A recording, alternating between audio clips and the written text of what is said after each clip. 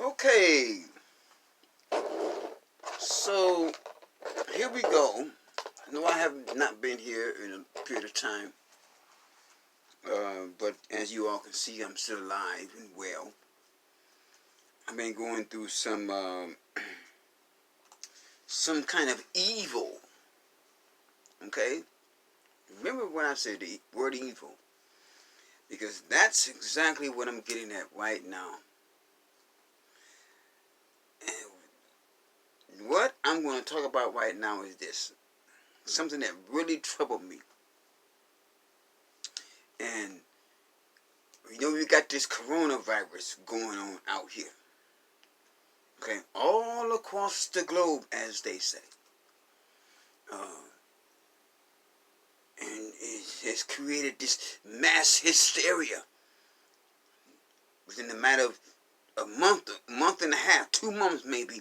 The whole world is wearing masks on their face, yeah, because of this coronavirus. And what had troubled me so much, and I mean, I'm going to tell you, it actually made me angry. It got me angry at times, because I'm thinking to myself, how come y'all can't see this?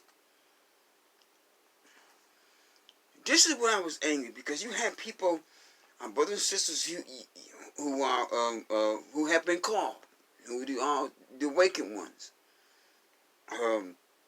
We had you brothers in this truth, and we've had people that are of our own people that are still asleep. They don't understand what's going on. Even they themselves were saying these very words. Both sides. Were you in the truth or not the truth? Both of them were saying this here. And some of you brothers and sisters, the ones that I know, would say this on Facebook, YouTube. And in my mind, it's like, wait a minute. And they would say that this coronavirus is of the Most High Yah. And I look at that and I say, wait a minute, what are y'all saying? What are y'all? They're saying all this all across the earth, all this coronavirus. They're saying this is the Most High that's doing this, and that bothered me because my spirit tells me this is not of the Most High. This is not how He acts. He don't act like this. See? Now, what they would do is this here. People would hey, they'll tell me, hey, I got scriptural proof, and they will show me scriptures to try to prove to me that, yes, the Most High creates evil on the earth. Yeah. All the script. This is one scripture, a couple of scriptures. I'm only going to use 2 scriptures that everybody want to use. They go to Isaiah 45, verse 7. Let's go there. Let's take a look. Let's take a look at Isaiah. These are the scriptures that they use to support their idea that the Most High is behind this coronavirus. Everybody always uses scripture. Isaiah 45 in verse 7. I'm going to read this here. Incidentally, this Bible that I'm using right here. This Bible right here. Okay? Ain't no King James Version. Anyway, 45 verse 7, this is what it says. And he always used this scripture. I form the light and create darkness. This is the Most High speaking here. I make peace and create evil. I, Yahweh, do all these things. And see, and then they take that scripture and they say, yeah, see, the Most High creates evil in the world. Yeah, and they use that scripture. And then they go over here to Amos, and they show this scripture here too. Amos chapter number 3 and verse 6. Let me find Amos real quick. That's not it. That's Ezekiel.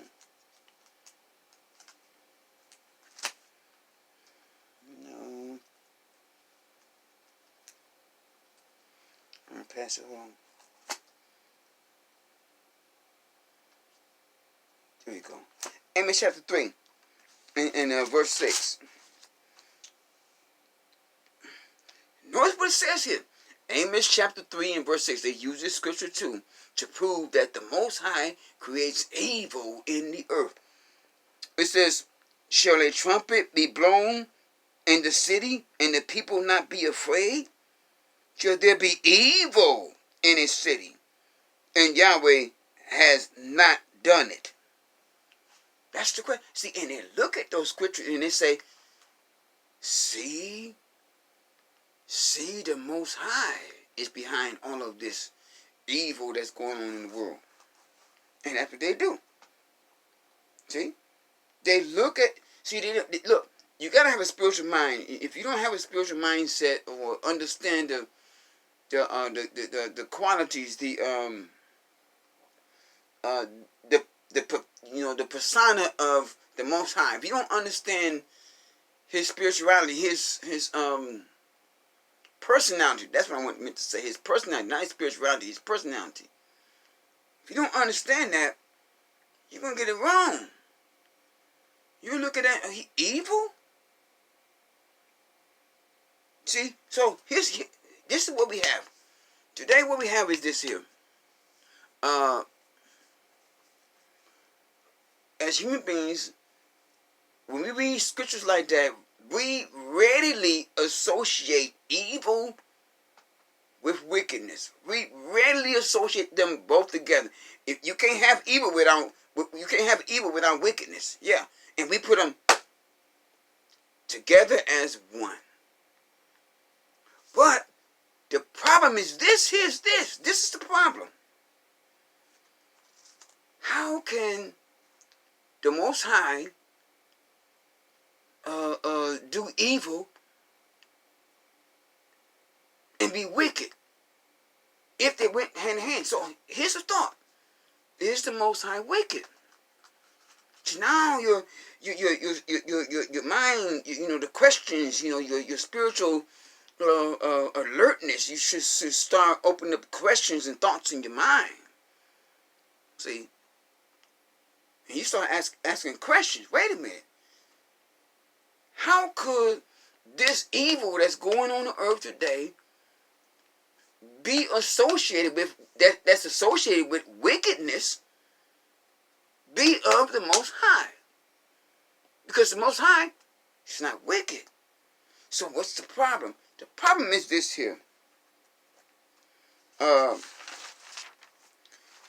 We got the wrong understanding of what the word evil means. Because all of this problem right here, I'm looking at the time right here. All this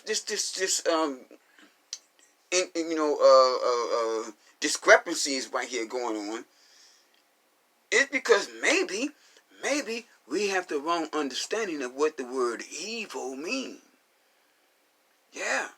Because if the Most High creates evil, he can't be part of wickedness. So maybe evil and wickedness have different understandings.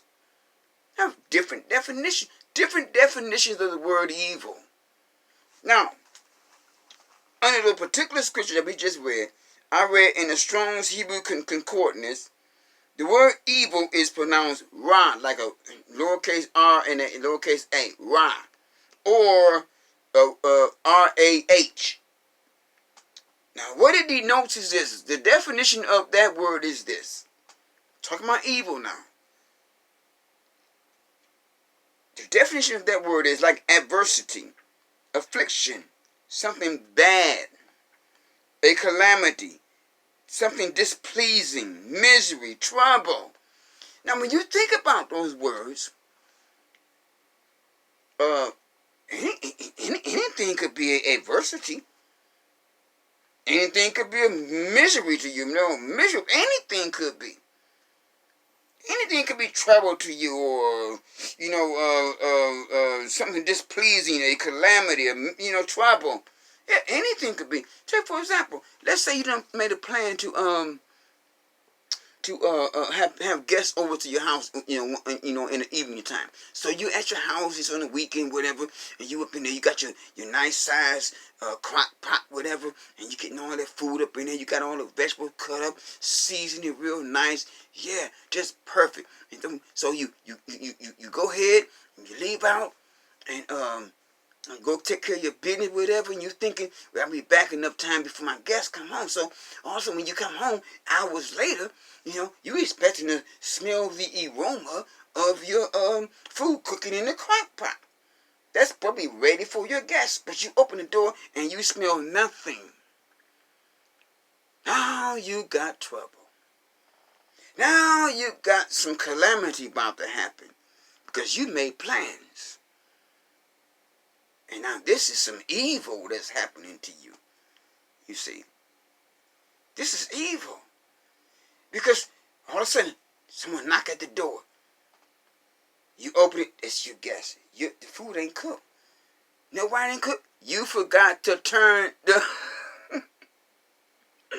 you forgot to turn the crock pot on before you left the house. So the food was sitting there for hours, wasn't cooking. That's a calamity. It's a evil, a unnecessary evil.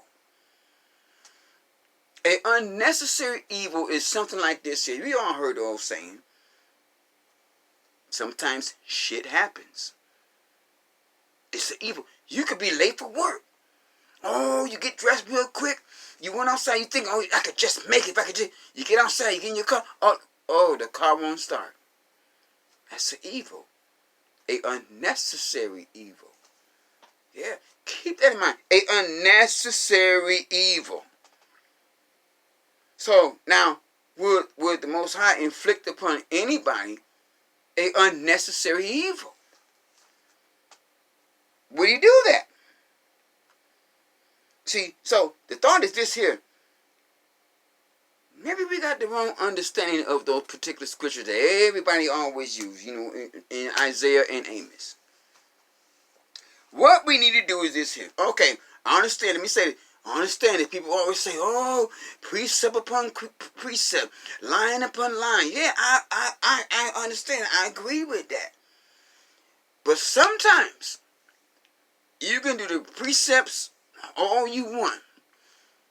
But if you do not do and read the context of a scripture, you may get even the precepts wrong. You have to read the concept. I'm not saying in every case. I said in some cases. So, what I want to do is this here. Let's go back to those scriptures. So I'll help y'all to understand. We're going to read the context of the scripture. Because remember, the Most High can't be associated with wickedness. So what are we missing here in this scripture? Back to Amos, chapter number 3 and verse 6. Well, no. We're going to read the context. Let's go back to Amos chapter 3, verse 1 and 2. This is the context. It says, hear this word that Yahweh has spoken against you, O children of Israel. He spoke a word against them. Against the whole family, which I brought up from the land of Egypt, saying, you only have I known of all the families of the earth. Therefore I will punish you from all your for all your iniquities and all your sin. You see, and then you go over here. See, this is the reading the concept. Then you go over here and read verse 6. Now you understand what he's talking about. He's going to create an evil because of what? Wickedness. Verse 6 says this, shall a trumpet be blown in the city, and the people not be afraid? Shall there be evil in a city, and Yahweh has not done it? Why is he doing it? As a punishment. See, it's a necessary evil. See, that's what those scriptures mean in Isaiah and Amos. See, when the Most High does evil, he's not associated with wickedness. It's righteousness, righteous indignation. This here we got going on out here in this world right now, this coronavirus, this is not of the Most High. This is a result of wicked people.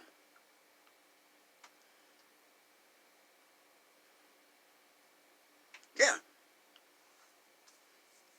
The Most High will only act, do an evil as a punishment. But here's the thing. Let's say that the Most High God actually did commit this here evil upon the whole earth.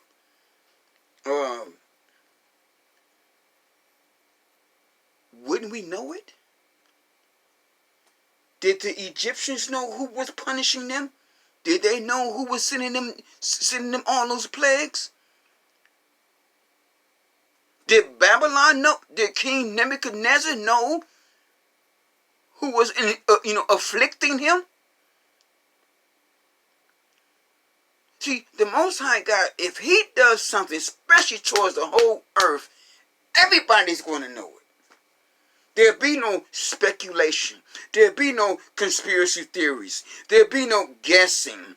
There'll be no, well, there'll be none of that. Everybody on the surface of the earth will know it.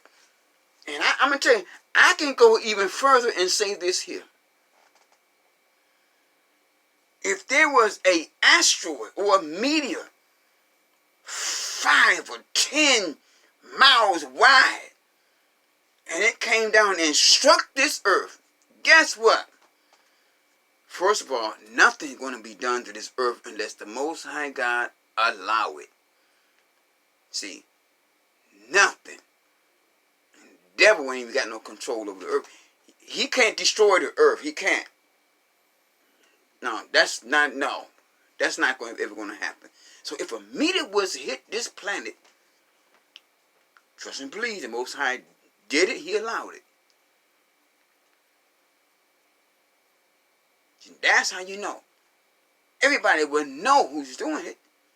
When Armageddon strikes, do you think people are going to sit and say, maybe it's the Illuminati, maybe it's the Freemasons, maybe it's the news media, maybe it's the... No. Everybody on the face of the earth is going to know who's doing it. There'll be no doubt. No guessing, no speculation, conspiracy theories, none of that. And these are what is called necessary evils. When we look at these scriptures, let's go back to, I want to show y'all something in Isaiah 45. Yeah, let me show y'all this. Because it tells you, Isaiah 45. We're going to go back to Isaiah 45. We're going to start at verse 4. I want to show y'all something here. Isaiah 45 verse 4, it says this. Well, first, let's read verse 7, because this is what people always refer to. I form the light and create the darkness. I make peace and I create evil. I, Yahweh, do all these things. Now, okay, he creates evil. If you take that scripture and read it and run with it, oh yeah, I got proof that the Most High does evil in the earth. If you take that scripture without understanding what the word evil means in the Hebrew, the different definitions of it, without even thinking about the fact that the Most High is not wicked, you take that scripture and you just run with it without thinking. You gotta let your spiritual mind work. You gotta, your spiritual eye. It troubled me when people were sitting out here blaming the Most High for this. But then in the same breath they'll say, oh, look what these wicked men doing. I'm like, wait now. Is it wicked man or is it the Most High? And they get upset with me. I ain't doing nothing but just simply trying to get people to think. That's all I'm doing.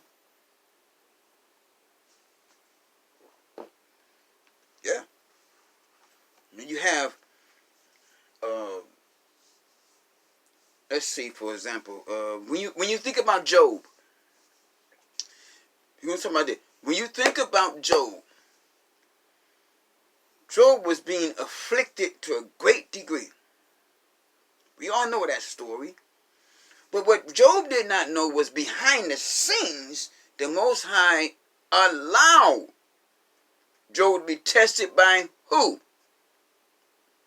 The devil. The Most High just told him, you can't kill him. Most High had nothing to do with it. But in a sense he did. He allowed him to do it. He allowed him. But gave him restriction. He could not kill him.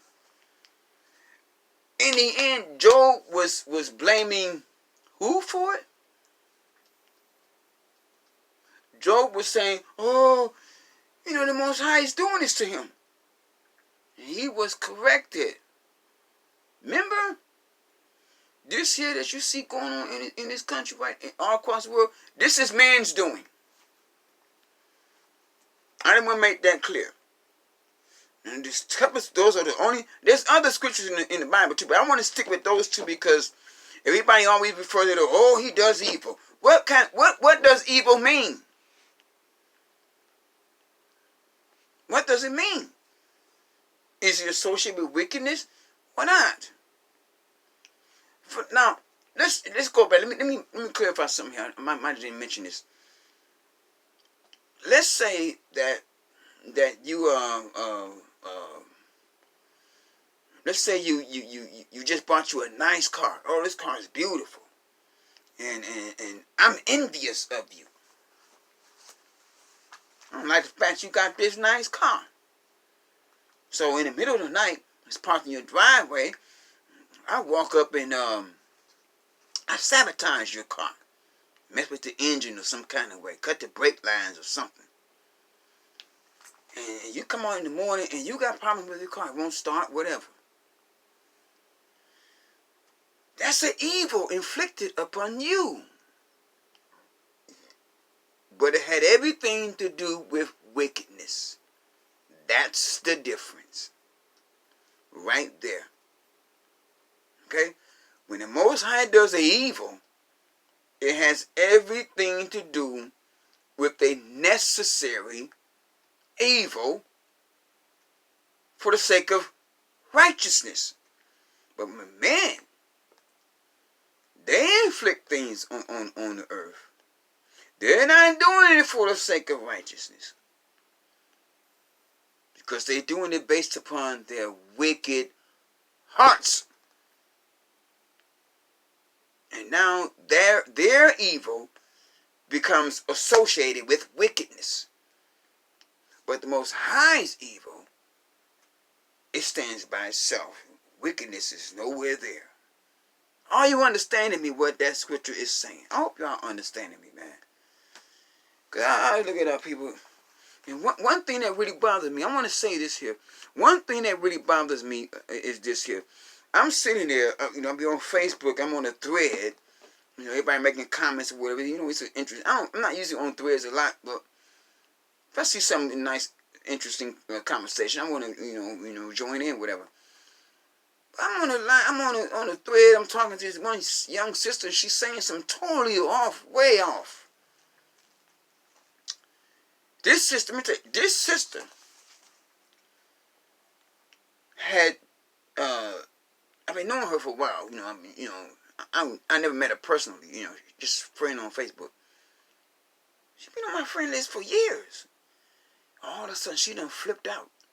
And she's talking about, she went back to using the word Jesus. And she says, she posted, she says, Jesus in the New Testament is really the devil in disguise. Yeah. In other words, there is no Messiah, is what she was saying. There is no Yahushua. Yahushua was a fraud, is what she says. And she gets saying, why did he say that we supposed to eat his blood when we supposed to drink his blood when the law speaks against that? And I'm like, those are elementary things. You don't went back.